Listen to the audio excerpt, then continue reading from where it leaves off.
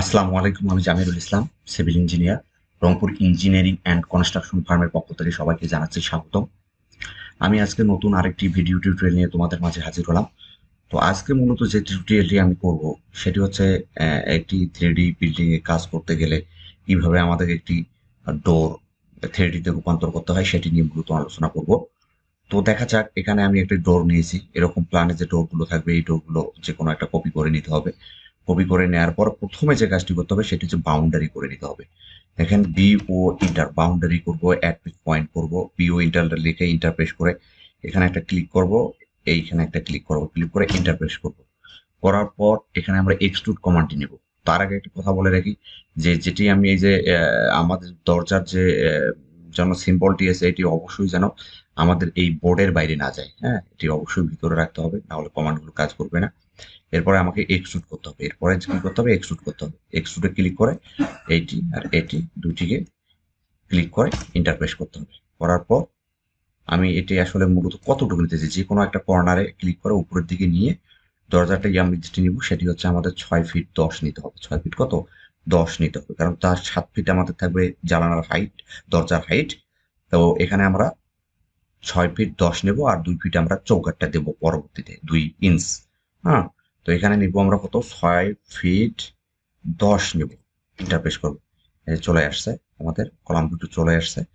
এরপরে আমাকে কি করতে হবে? 2 ইঞ্চ, কারণ 7 ফিট যদি আমি করতে চাই তাহলে আমাকে আরো 2 ইঞ্চের প্রয়োজন, কারণ আমরা যে বক্স কমান্ড ইউজ করব। তো এই এন্ড পয়েন্টে আমি ধরবো। হ্যাঁ, এর এন্ড পয়েন্টে ধরবো, ধরে নিয়ে এসে এর এন্ড পয়েন্টে আমি লাগাই দেবো। ঠিক আছে, লাগাই দিয়ে উপরের দিকে নেবো কত? 2 ইঞ্চ। মানে এটা এখানে ক্লিক করে একটু উপরের দিকে চাপ দেবো। হ্যাঁ, 2 ইঞ্চ চলে আসছে আমার। হ্যাঁ, এটা আমার চলে আসছে, এটিকে আমি ডিলিট করে দিব। তারপর এটিকে আমি একটা কালার দিয়ে দেবো। হ্যাঁ, এটিকে আমি একটা কালার দিয়ে দেবো, যে ম্যাজেন্টা কালারটা দিলাম।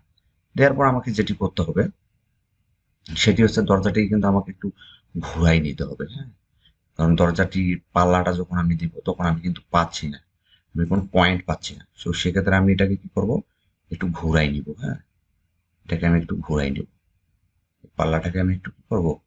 ঘুরাই নিব। তো আমি এটাকে একটু ঘুরাই নিলাম। নেয়ার পরে আমাকে যে কাজটি করতে হবে সেটি হচ্ছে সেম আবার ওই বক্স কমান্ড নিব। বক্স কমান্ড নিয়ে আমি এই পয়েন্টে আসবো। দেখো, এই পয়েন্ট আসলে এখন এই পয়েন্টই তো আমি পাচ্ছি না, কোথায় দিব? এই জন্য আমাকে কি করতে হবে? যে অরবিট কমান্ডে যেতে হবে। অরবিট কমান্ডে গিয়ে আমি এটাকে ঘুরাই নেব, নিয়ে ইন্টারপ্রেস করবো। করে নিয়ে এসে এই পয়েন্ট দিয়ে উপরের দিকে নেব। এটা হচ্ছে আমার কত?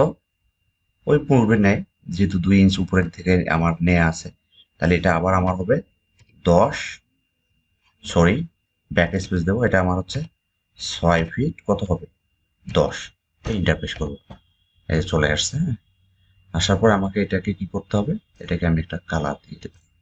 এটাকে আমি একটা কালার দিয়ে দেবো, যে দরজাটি কিন্তু এরকম হবে। হ্যাঁ, তো আমরা এখানে 2D ওয়ার ফ্রেমে যাই, গিয়ে আমি ভিজুয়াল স্টাইলে যাই, ইস্ট সাউথে যাই। সেম দরজাটি আপনাকে এরকম দেখাবে। হ্যাঁ, দরজাটির ইন্টারফেসটি এরকম। তো এইভাবে আমাদের 3D দরজা ড্র করতে হবে।